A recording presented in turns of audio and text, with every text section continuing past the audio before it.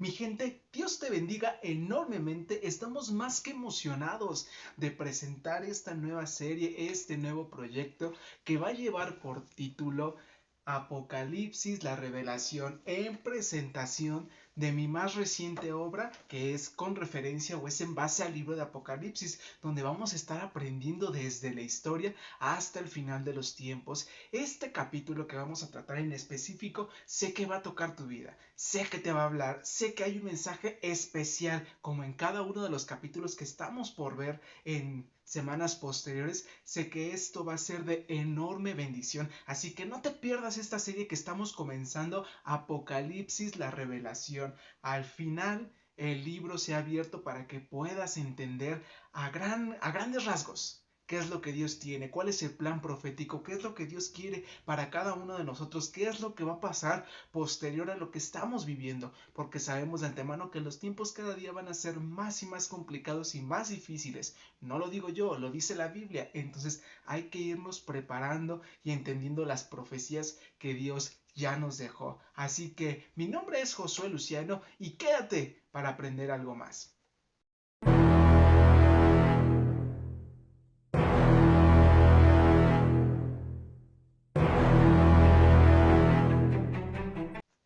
Mi gente, como ya se los decía, arrancamos esta nueva serie que se llama Apocalipsis, la revelación. Te lo vuelvo a aclarar, únicamente vamos a ver a grandes detalles, a grandes rasgos, lo que el libro de Apocalipsis nos dice. ¿Por qué? Porque si abarcáramos todo lo que nos dice nos llevaría mucho más tiempo, y esto es sencillamente para que puedas entender un poquito más acerca de lo que el libro nos dice. Si tú gustas, ya puedes adquirir mi nueva obra más reciente, que es el libro de Apocalipsis, en Amazon. Ya lo puedes adquirir, donde vas a encontrar lecciones que sé que van a cambiar tu vida, que sé que van a transformar la manera en cómo estás viviendo y sobre todo en cómo percibes la historia, el rumbo a donde se dirige todo esto.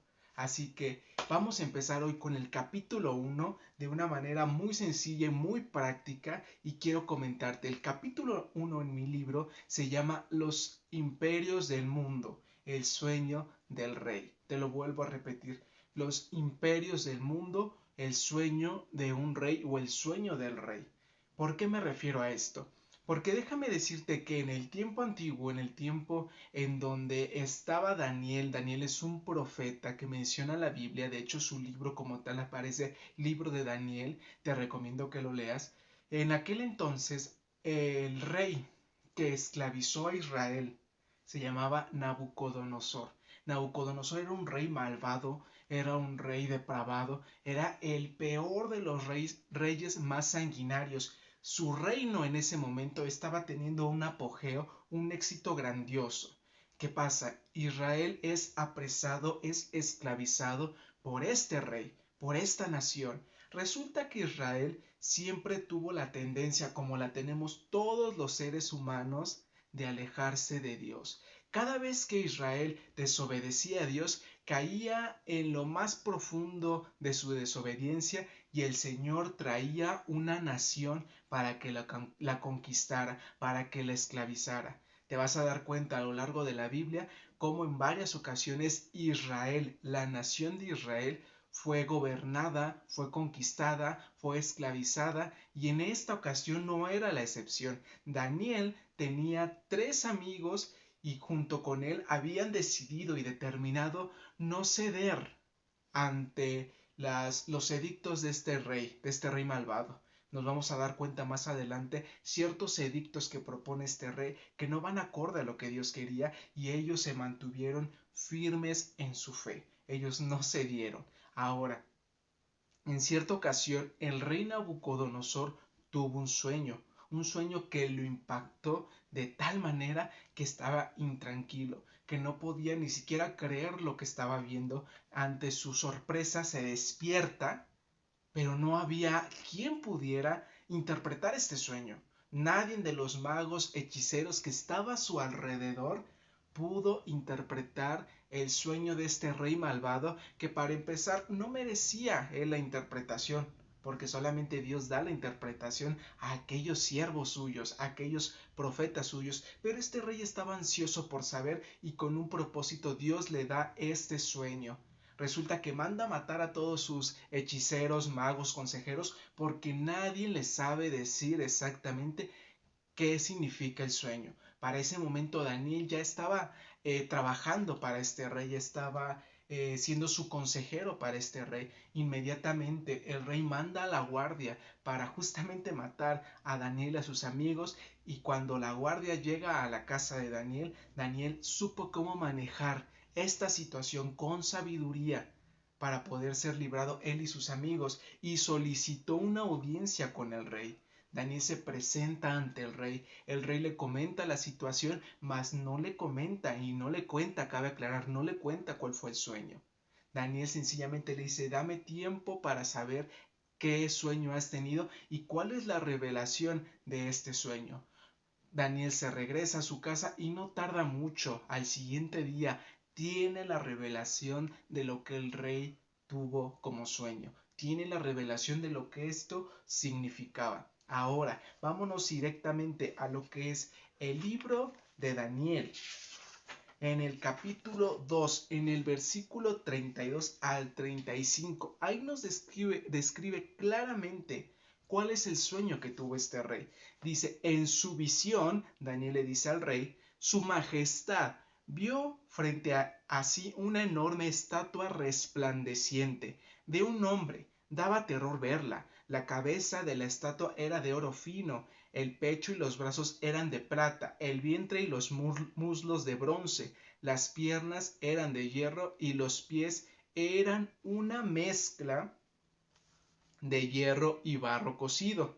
Mientras usted observaba, una roca de una montaña fue cortada, pero no por manos humanas, dice. La roca golpeó los pies de hierro y barro y los hizo pedazos. La estatua quedó reducida a pequeños trozos de hierro, barro, bronce, plata y oro. Luego el viento se los llevó sin dejar rastro alguno, como la paja cuando se trilla el grano. Sin embargo, la roca que derrumbó la estatua se convirtió en una gran montaña que cubrió toda la tierra. Este fue el sueño que tuvo el rey, y el cual estaba tan asustado que quería saber el significado de este sueño. Ahora vamos a aclarar. Cuando la palabra establece acerca del imperio babilónico, déjame decirte que el imperio babilónico tiene sus orígenes desde el libro de Génesis. Te recuerdo que hubo un grupo de gente que hizo una torre grandísima, queriendo de esa forma desafiar a Dios. ¿Por qué? Porque el Señor les había dicho que ellos debían multiplicarse, fructificar y esparcirse por toda la tierra. ¿Qué pasó cuando esta nación perversa, Babel, decide hacer una gran estatua, un gran edificio, un gran monumento? Ellos hicieron este monumento con el fin de que en caso de dispersarse, pudieran volver a regresar al mismo sitio, cosa contraria a lo que Dios quería. Dios quería que el ser humano se dispersara y ocupara la tierra, pero ellos querían establecerse en un solo sitio. Y mientras ellos estaban trabajando en la obra, ¿qué crees? Que la Trinidad, Jesús, Dios y el Padre, el Espíritu Santo, descienden sobre este pueblo y confunden su lenguaje, de tal forma que no se entendieron ya y se dispersaron. Pero desde ese momento se menciona a la nación de Babel, o lo que posteriormente sería Babilonia. Después este rey llega a conquistar a Israel y es cuando tiene este sueño. Perfecto. Ahora, este sueño que él tuvo tiene un significado muy grande para nuestro tiempo. Y déjame llevarte directamente a primero entender qué es lo que se manejaba en la nación de Babilonia, en el imperio babilónico. Una de las características que tenía Babilonia en ese tiempo, déjame decirte que eran muy buenos en la geología, eran muy buenos en la geografía, eran muy buenos en las matemáticas, eran muy buenos en los asuntos civiles, eran muy buenos en lo que son las dotes y en la compra de esclavos. Pero también déjame decirte que el lado oscuro de esta nación es que ahí fue donde creció la cuna del ocultismo. Ahí es donde se practicó lo que es el espiritismo, la brujería, todo lo que tenga que ver con las ciencias ocultas. Ahí fue la cuna, ahí fue la sede de todo ello. Entonces, por esa misma razón es que desde un principio la Biblia nos establece que esta nación como que no tenía un buen comienzo, no tenía un buen cimiento, porque de antemano venían arrastrando ciertas costumbres que no van acorde a lo que Dios quiere. El imperio de Babilonia duró solamente 87 años. Su esplendor, su larga duración en esta tierra únicamente fue de 87 años antes de que el rey de Ciro viniera a conquistarlos. Ahora, ¿qué significa la estatua que vio este rey? Sencillamente, déjame decirte que la palabra establece que la cabeza de esta estatua era de oro fino. Después menciona que el pecho y los brazos eran de plata, el vientre y los muslos de bronce, las piernas eran de hierro y los pies eran de una mezcla de hierro y barro cocido. Cuando la palabra te establece cada una de estos materiales y te hace énfasis en cada una de las partes de esta gran estatua que vio el rey, hace referencia a los imperios más poderosos que reinarían después de que el imperio babilónico dejara de existir. Así que la primera mención que hace es una cabeza de oro puro. Esta cabeza de oro puro hace referencia al imperio babilónico. Esta cabeza representa al imperio babilónico. Después, más adelante, iremos viendo en los capítulos posteriores cómo cada una de las partes de este cuerpo, de esta gran estatua, representan un imperio, una nación que se levantaría, una más poderosa que la otra. Y cada una tiene un significado en específico con referencia al plan profético de lo que Dios tiene preparado o de lo que Dios tuvo preparado en la historia antigua. Pero es increíble ver cómo Dios desde un principio, desde el tiempo de Daniel, ya estaba estableciendo cuáles iban a ser los imperios más poderosos y posteriores. Son imperios conocidos, son imperios que veremos más adelante y que te impactará la raíz de todo lo que tienen estos imperios. Solamente quédate con que estas partes de esta estatua, de esta enorme estatua que soñó el rey, representan imperios y el primer imperio era su propio imperio. Esa cabeza de oro representa el imperio babilónico. Ahora, tiempo después, Daniel tiene una revelación personal que Dios le da. Y en específico en esta revelación dice la palabra que él vio. Daniel capítulo 7, del versículo 1 al 4 dice Daniel: Esa noche en mi visión, yo, Daniel, vi una tempestad que agitaba la superficie de un mar grande, con vientos fuertes, soplando en todas direcciones. Del agua surgieron 4 bestias enormes, cada una diferente de la otra. La primera bestia era como un león, con alas de águila. Mientras yo observaba, le fueron arrancadas las alas y quedó de pie en el suelo sobre sus 2 patas traseras como un ser humano y se le dio una mente humana.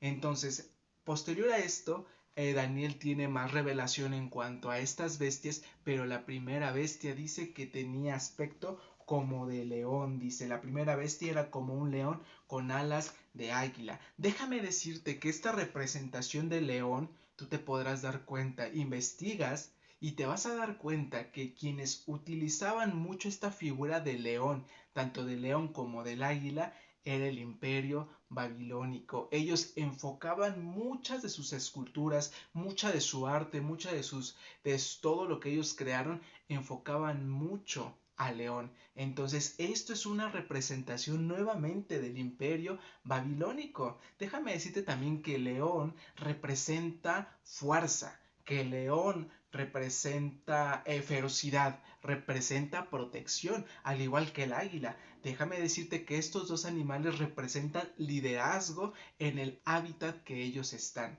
El águila porque tiene una enorme visión y también tiene rapidez al igual que el león. Les recuerdo que tanto el águila como el león son animales rápidos, estratégicos. El león es feroz, el águila es más estratégica, es más sabia. Pero al final de cuentas estas características las reunía el imperio babilónico. Ahora, en el siguiente texto nos dice, mientras yo observaba le fueron arrancadas las alas y quedó de pie. Cuando la palabra establece que las alas, hace una clara referencia a que a este imperio se le iba a quitar su fuerza, se le iba a quitar su determinación, se le iba a quitar su sagacidad, se le iba a quitar toda su sabiduría, se le iba a quitar toda esa vanidad, todo ese orgullo, todo eso que mantiene el ego, en este caso a este imperio babilónico, le iba a ser quitado, dice.